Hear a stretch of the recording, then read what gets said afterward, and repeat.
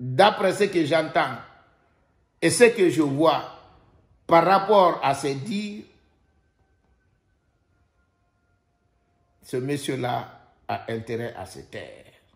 Non, je ne le pense pas. Ça a toujours été le cas. La Guinée n'a jamais d'électricité.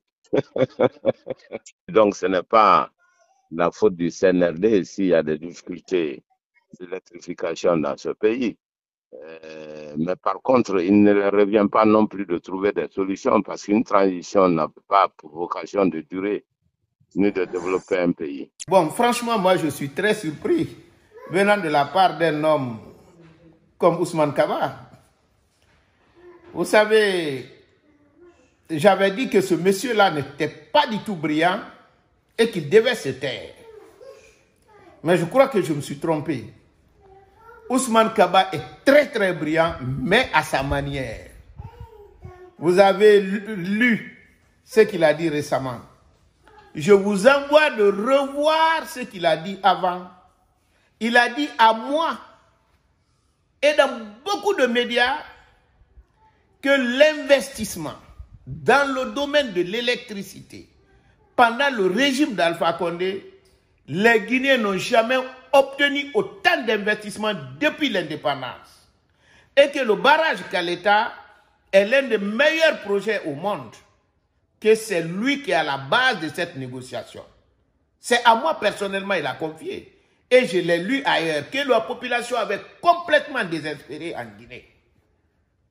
Grâce à lui, la population commence à retrouver le sourire par rapport à l'électricité. Si aujourd'hui, la même personne ne se gêne pas, ne se rappelle pas ce qu'il a dit hier, revient nous dire que la Guinée n'a jamais eu d'électricité, moi je pense que la CRIEF doit s'intéresser à lui.